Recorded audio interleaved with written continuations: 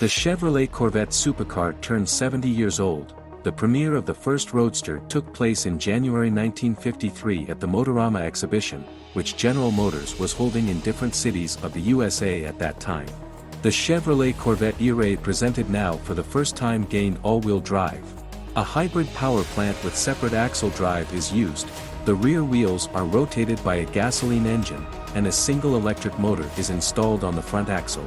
The Corvette E-Ray is equipped with the same 6.2-liter 8-cylinder LT2 as the base Corvette Stingray with the Z51 package. The engine is installed behind the seats, produces 502 horsepower and 637 Nm. A standard 8-speed robot with 2 clutches transmits traction to the rear wheels. An electric motor with a recoil of 163 horsepower and 165 newtons is installed on the front axle of the hybrid. And the standard 70-liter gas tank is preserved in the back. The hybrid's peak power is 665 horsepower. Acceleration time to 60 miles per hour has been reduced from 2.9 to about 2.5 seconds.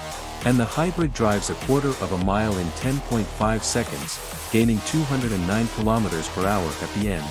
Although the E-Ray is noticeably heavier than the base Corvette, the dry weight is 1,712 kilograms versus 1,530 kilograms. A lithium-ion traction battery is responsible for powering the electric motor.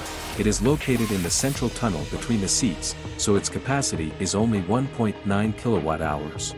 It is impossible to charge it from the outlet, only by recuperation. There is also a charge plus driving mode, in which the electronics forcibly charge the battery.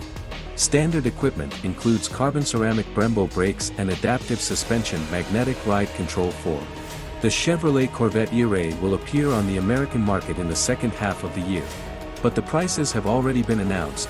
The hybrid costs at least $102,900, that is almost like a 670 horsepower Corvette Z06.